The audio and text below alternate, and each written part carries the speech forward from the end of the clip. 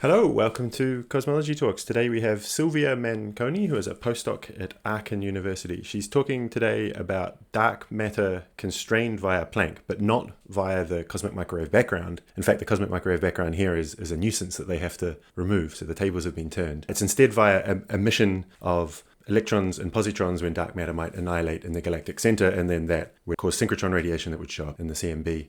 And I believe that this is the first time that observational constraints have been obtained with the polarization of the CMB as well as just the temperature. So welcome, Silvia. Do you want to start by telling us about what you did in the paper?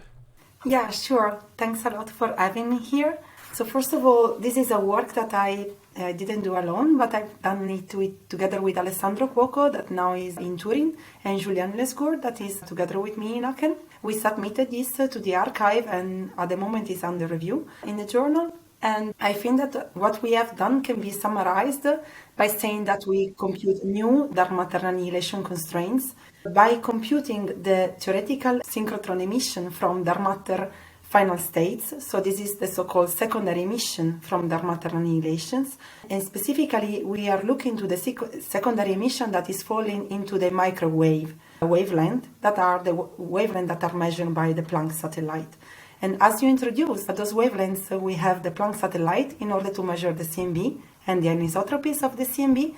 But as many cosmologists here will know, the majority of the signal that we actually observe, depending on the wavelength, is actually coming from galactic foreground emissions.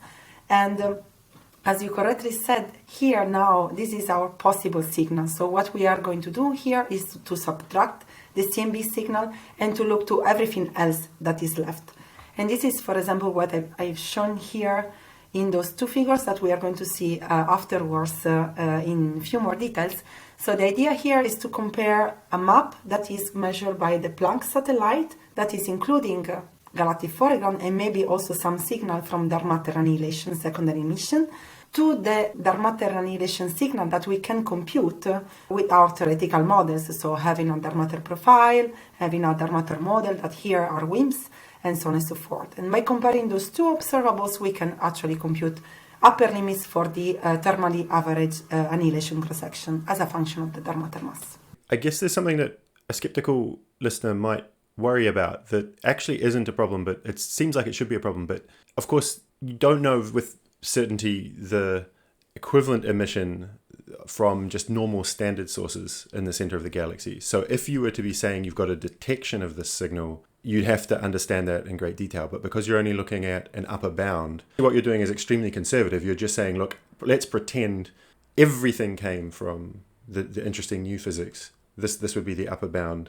Yeah, in fact, this is a well-defined conservative analysis in order to put upper limits. Once you start to model the foregrounds, you need to do probably a much more complicated optimization. And as we will see, there are many uncertainties also for the modelings of the galactic ingredients that we have here. So this is also a starting point for a much more detailed analysis of all the backgrounds, for example. But definitely, you're totally right. Cool. So if people are remembering the talk or the paper 6 months from now, and there's only two things that they're able to remember, what would you want those two things to be? First of all, I think that with this work, we demonstrated that we should also consider the polarization maps while doing indirect dark matter searches. Now, this is done only for the galactic main halo, but you can repeat the same analysis for other exotic particles that can in general inject electrons and positrons in their galaxy. So I would be curious to see a similar analysis done by other exotic final states. And the second take-home message is definitely that it seems that polarization maps are more constraining for those signals with respect to the intensity maps by about 1 order of magnitude. And we would like to understand better why this is, and we have some hints in our current analysis for that. And of course, with future analysis will be more clear probably how to use, at best, probably also the two maps together. You've gone into a little bit of background already, but please go into more background about why you found this an interesting problem to try and solve, why it wasn't already solved, what made it relevant in 2022. By training, I'm not a cosmologist, so I'm not an expert on CMB physics, on even microwave sky. I've been working mostly with the charged particles, so with charged cosmic rays, electrons and positrons. majority, and also with very high energy gamma rays, so GeV and TeV. So this region of the wavelength of the sky is kind of new for me. What was for sure one of the guiding motivation was to try to understand, since we don't have yet a clear signal, non-gravitational signal for dark matter, to find if we can differentiate a bit more the searches and maybe find new sensitive observables to try to constrain a possible signal. The second motivation is that Planck polarization data, only with the last release, really made an important effort to reduce systematic uncertainties that for polarization are really important because this is a noise-dominated measurement for a big interval in frequency. And so I think that this release of the Planck data was really the first one with which we could really do such an analysis. And then another thing is that at the moment we have still different uncertainties, is true, but for the point of view of comparing the intensity and the polarization analysis, we are really looking to some complementary systematic uncertainties from the point of view of the galactic diffuse emission.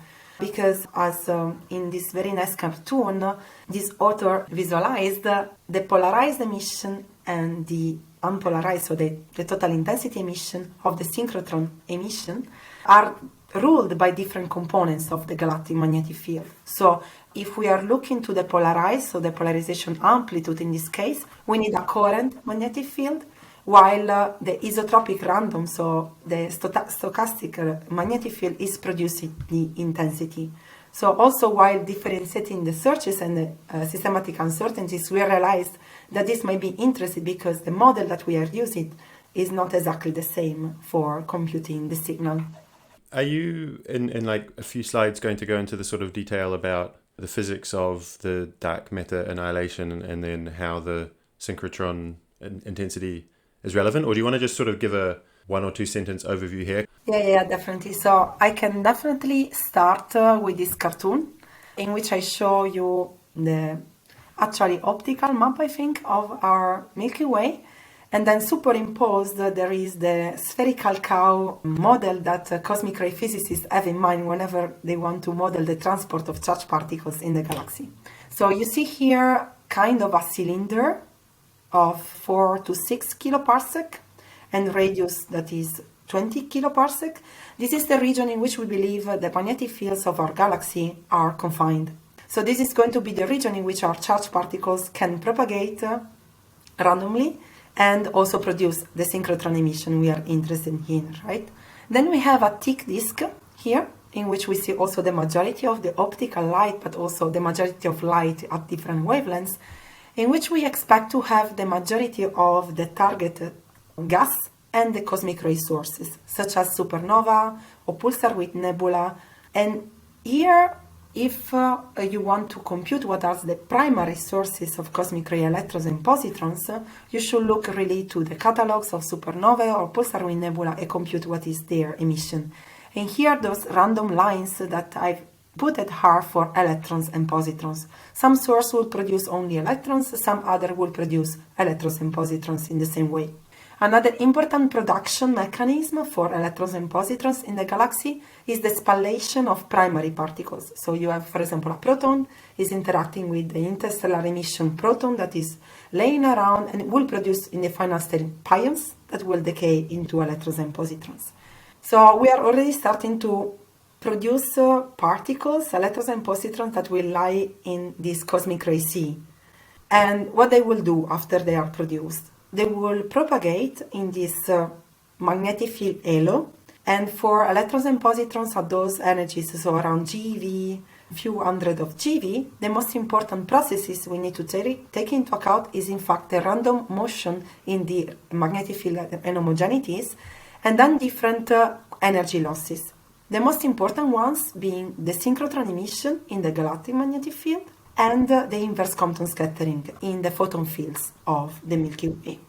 So here, what I just said can be enough to try to model the propagation of charged particles and maybe to model what is the secondary emission of those charged particles while propagating in the galaxy. This is the background. So this is what I'm not modeling in this paper, basically.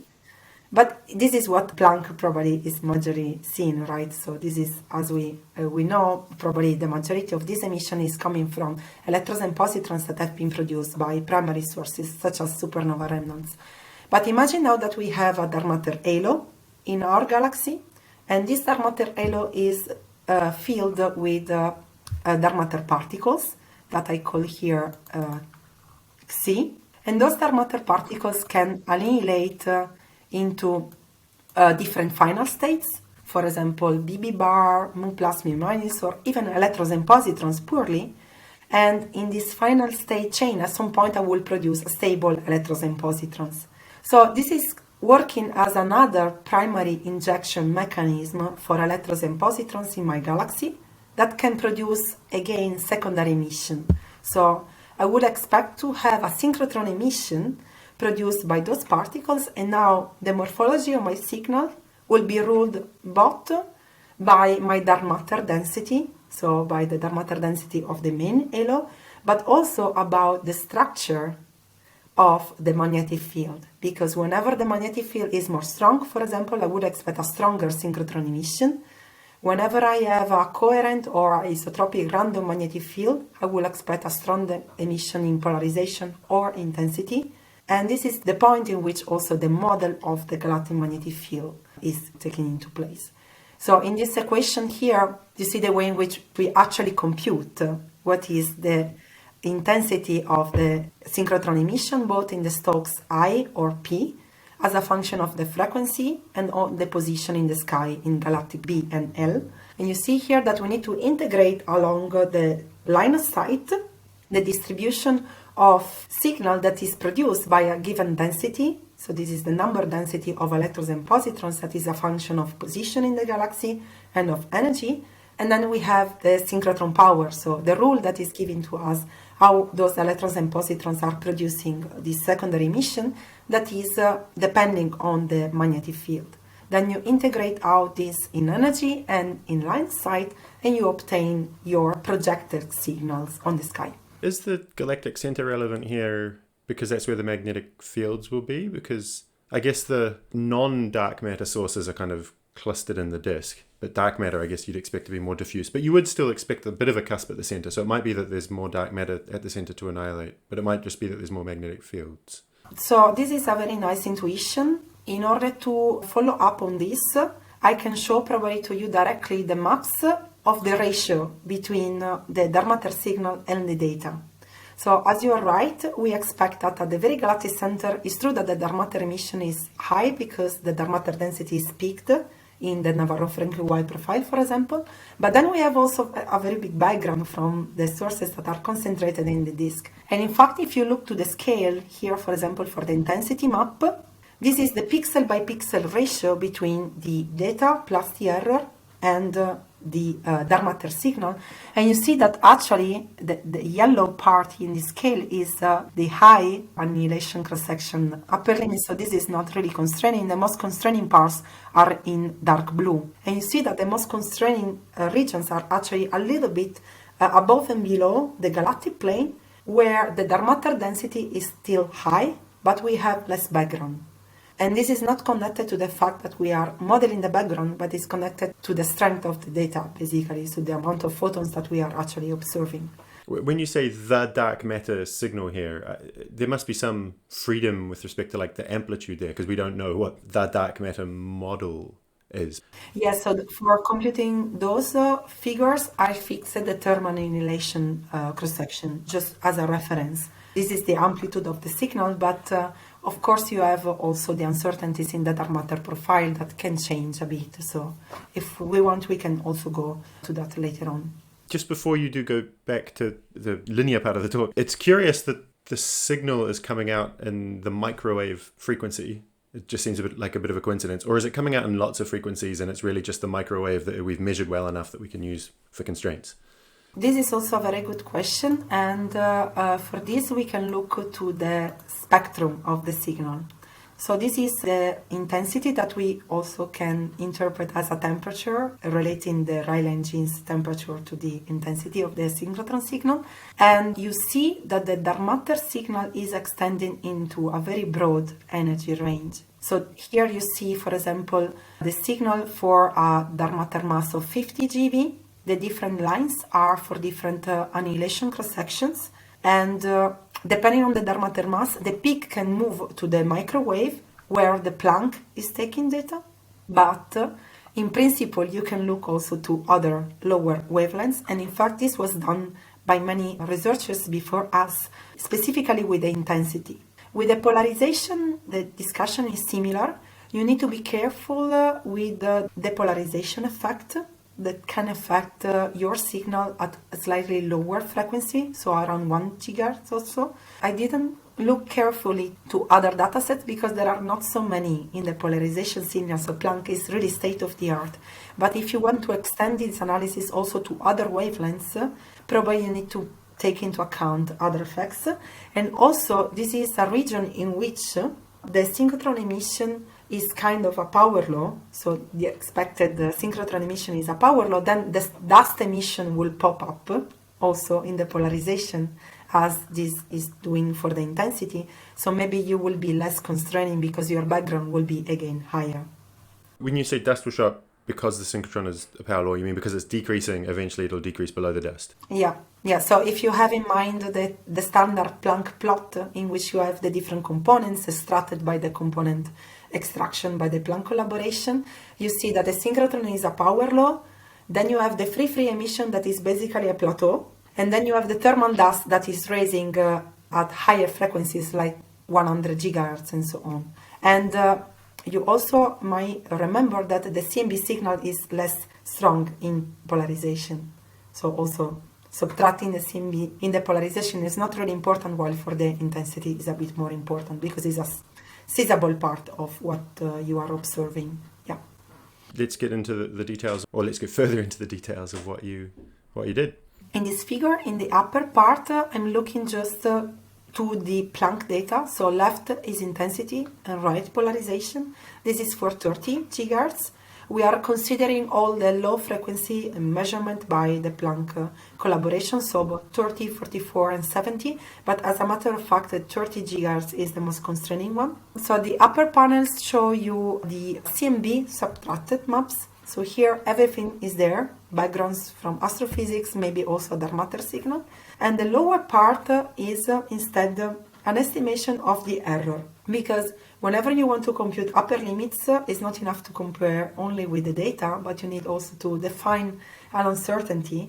So we define a 68% confidence level upper limits by comparing the theoretical prediction with the data plus the error, that we estimate by looking to the variance around each pixel in a radius that is around 0.5 degrees. That is the same value of the resolution in the LPX map that we are going to use.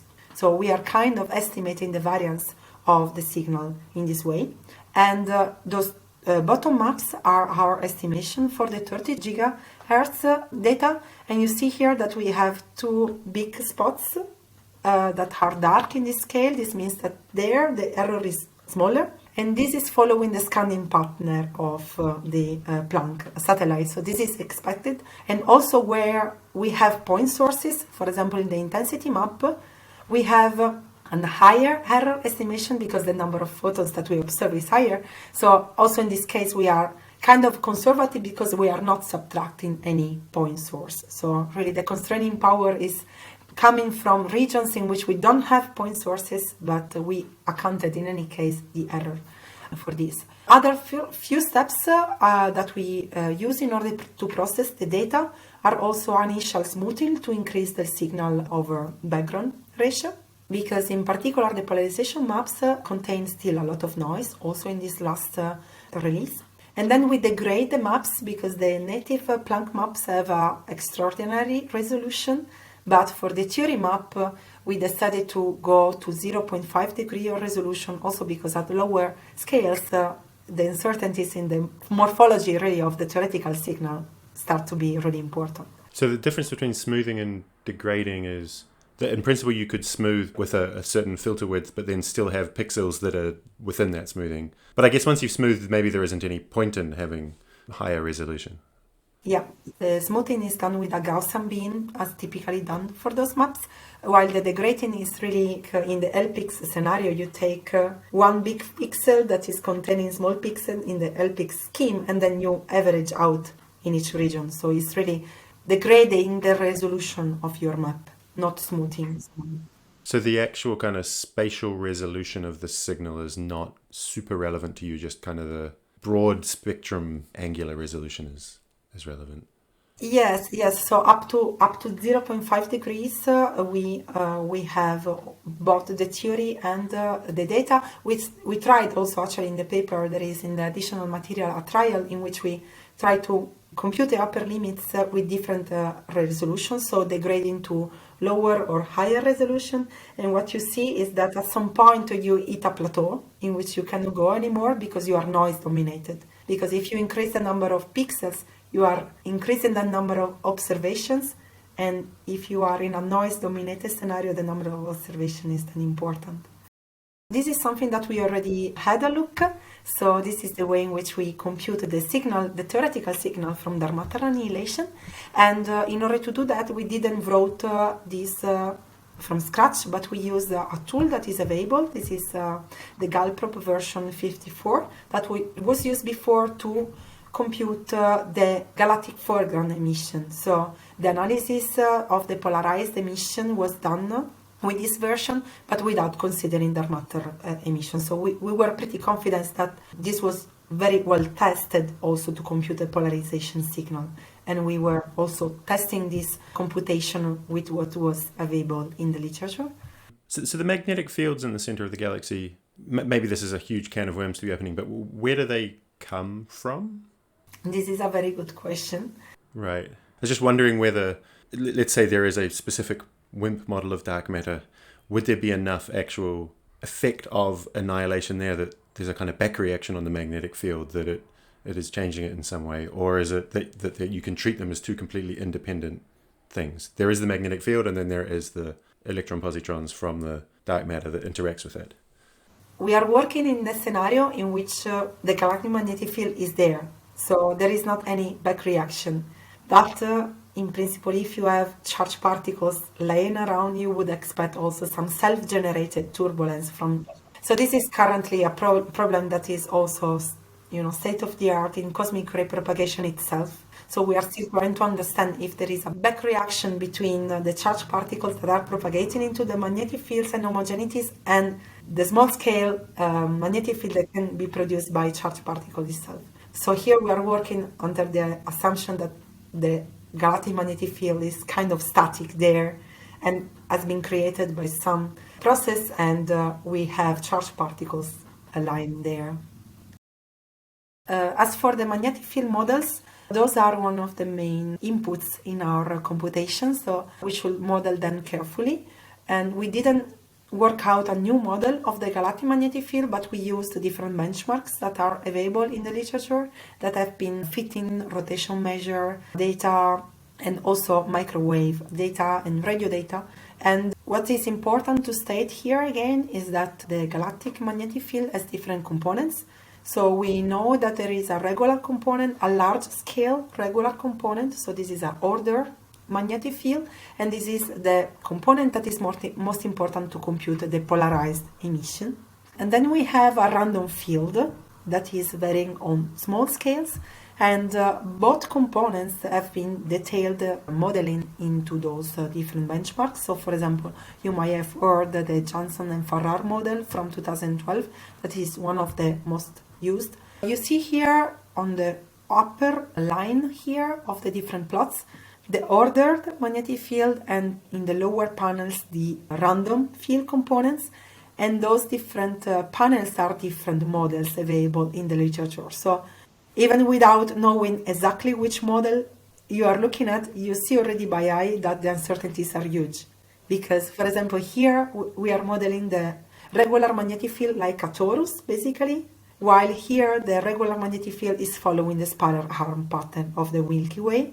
And the same is true for the random field. So what I wanted to convey with this plot is that the uncertainties in the current modeling of the magnetic field are still pretty high. And what you can do in order to benchmark this uncertainty, if you don't want to refit a new model of the galactic magnetic field and argue that your model is the best one, you should benchmark into different modeling. And this is what also the Planck collaboration has done in the past in order to study the galactic foreground, for example. So at the moment, we are not fitting the parameters of the galactic magnetic field, so the strength of the magnetic field is fixed, and is fixed on the different analyses that previous collaborators have done. We expect this to be an important uncertainty also while computing the upper limits, because if the strength of the magnetic field is different, then also your signal will be different, and will be different also in different regions of your sky map, and this will couple with the dark matter density morphology profile. So this is obviously just showing a 2D slice. I suppose it's also relevant how it changes as you move up and down the disk. But are they more similar to each other in that, or? Is that what the bottom panel is? I see. So in principle, we need to model the 3D structure of those magnetic fields and also the 3D propagation of charged particles, because this is in particular important for the regular magnetic field. We need the orientation of the magnetic field in each position, right? And you see here that the way in which the magnetic field is changing as a function of the z coordinate, so the perpendicular coordinate, is much different. Here I just wanted to show that basically reflecting what we see in the galactic magnetic field model, we expect also different morphology for the dark matter signal if we compute this with different magnetic field models. So here on the left, you see the intensity emission from dark matter annihilation, and on the right, you see the polarized emission. And you see that, for example, in the Jensen and Farrar model, in which we have also in the isotropic random field, the spiral arm pattern, you see really the peaks in the position of the spiral arms. So you see a morphology also, while here this is just an exponential profile, and you see really the peak at the very center where the dark matter density is higher. For the polarization signal, the morphology is a bit more complicated because, as I said, it's important the direction of the magnetic field, but in any case we expect to have broadly the signal to be stronger in the region around the galactic center, where the disk and the halo magnetic field are higher, and also the dark matter density is higher. Yeah. For the dark matter density, are you just using a Navarro-Frank-White profile or some sort of Navarro-Frank-White profile, but because the particles have been decaying, you've caught it out in any way, or?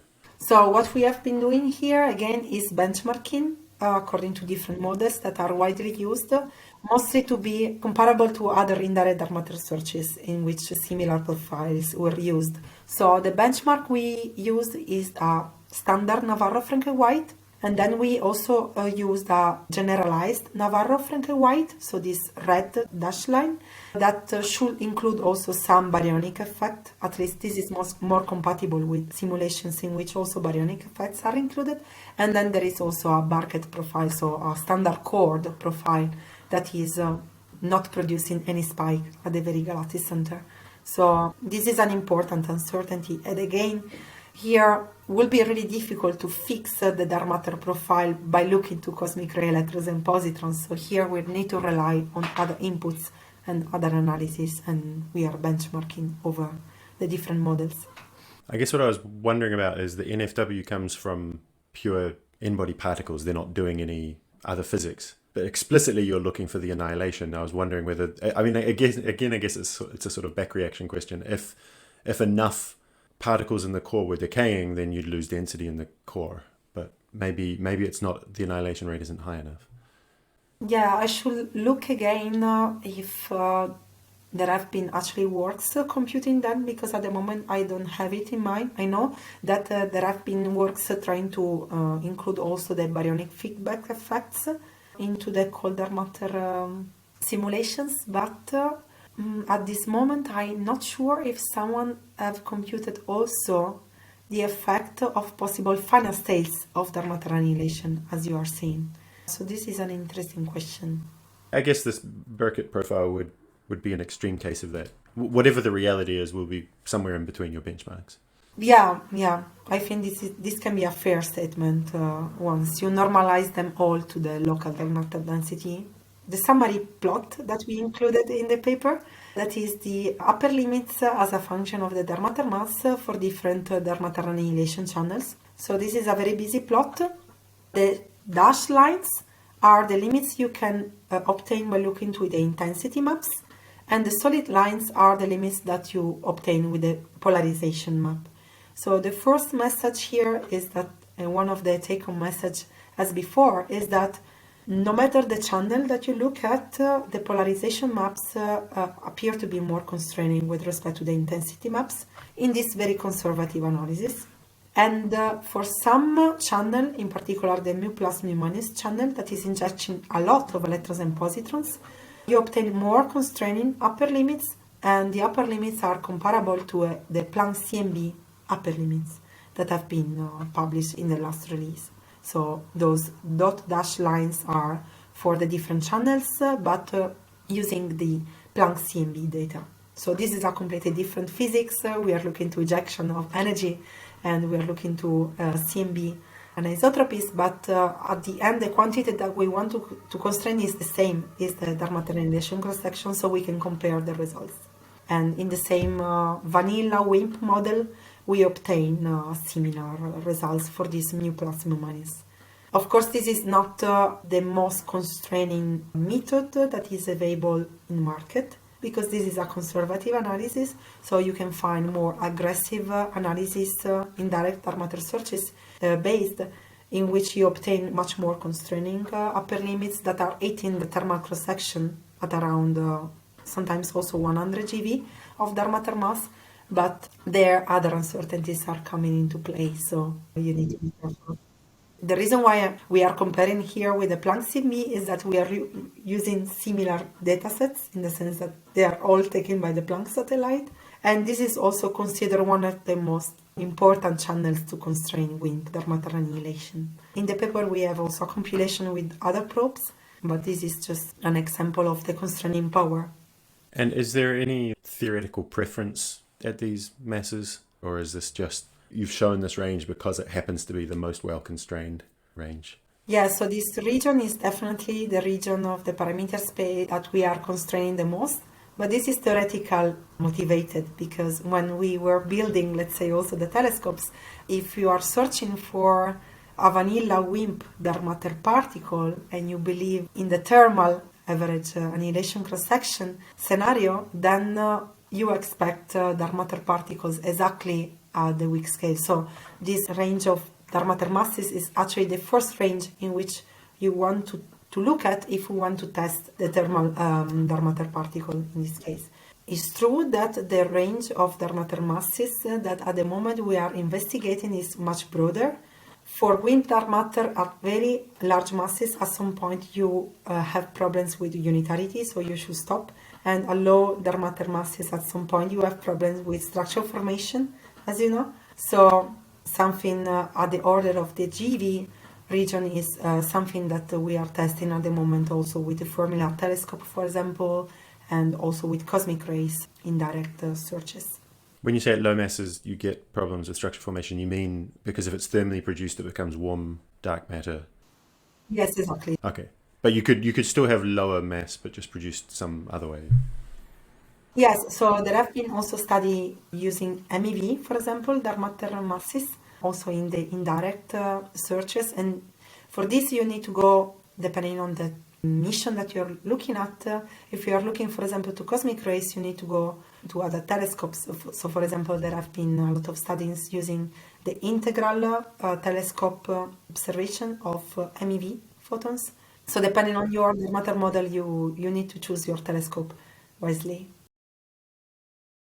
This is something that we already have seen. This is the map of the ratio between the data and the dark matter signal. What we see, as we commented before, is that in the galactic plane, the signal from the background is pretty high, so there we don't get really the most constraining results, but just above and below the galactic plane we have constraining results. And since the polarization maps, so the data maps, have a filamentary structure, as we have seen before, it happens that in some regions in which we are still close to the galactic center, we obtain very constraining results. So this is the zoom up in which you see the most constraining pixels that are lying above and below the galactic plane. So here the data has some filamentary structure.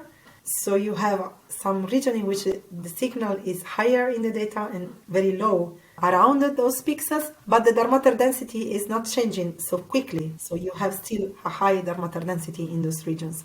So we believe that this is one of the reasons why, if you look pixel by pixel to your constraining power in the maps, you can have more constraining power in the polarization maps, because the data have a much more filamentary structure. And of course, if you want to fit those data with a background model, you need to explain those filaments, of course.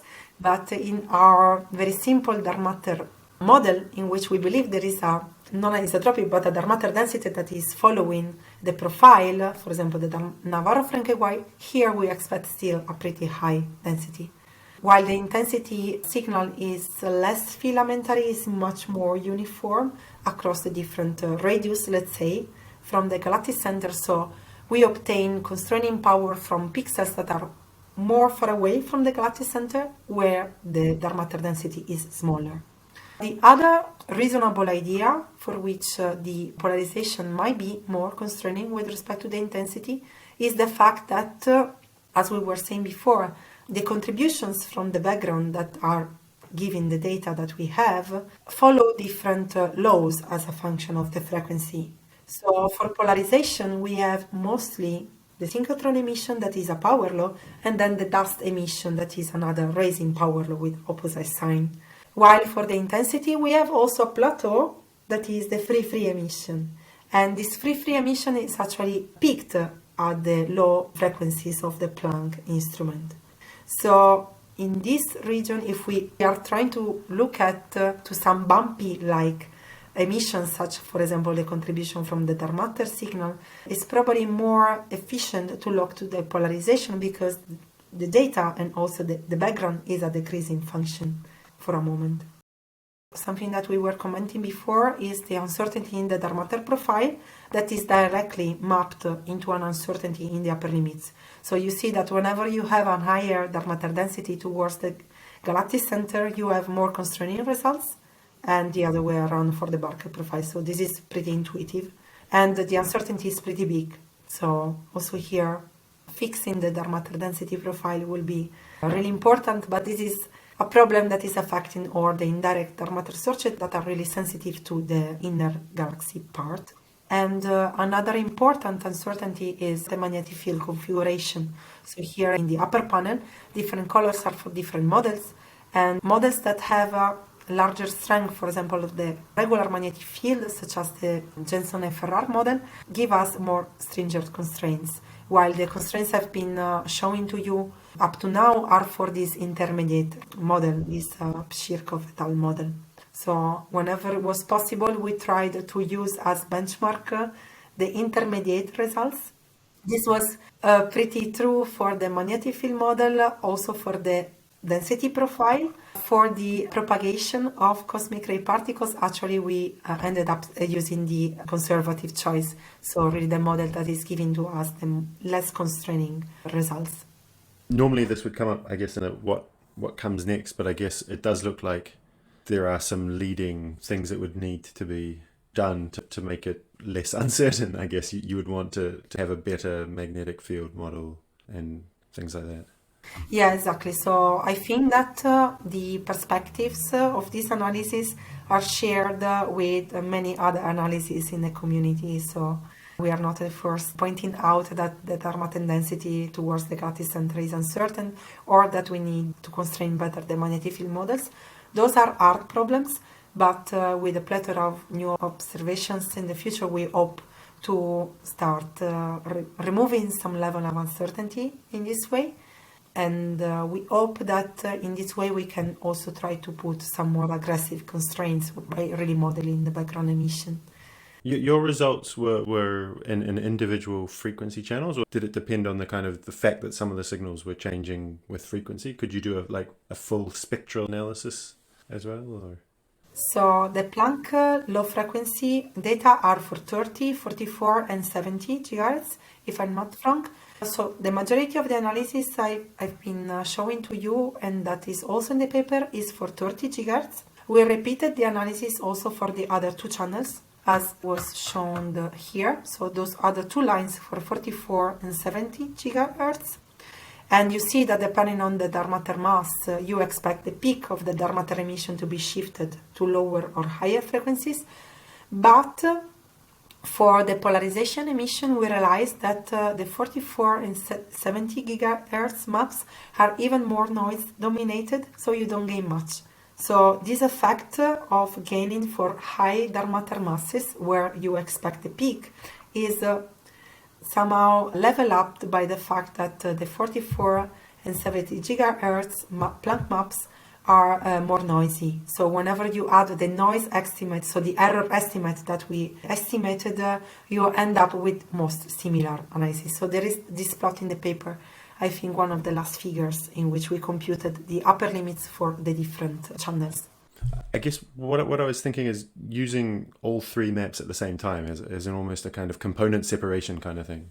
Yeah, so this is something that, of course, will be super interesting, because at this moment we are just constraining the total flux, so the number of photons that are produced by the background CMB or dark matter. But if you would compute the energy dependent fit to the data, you would expect that different channels, for example, will have different spectra, and so you would be sensitive both to the spectrum of the dark matter emission and maybe also to the dark matter mass at the same time. This is something that I think can be done once you also model the background emission. Might be interesting to have a look at it.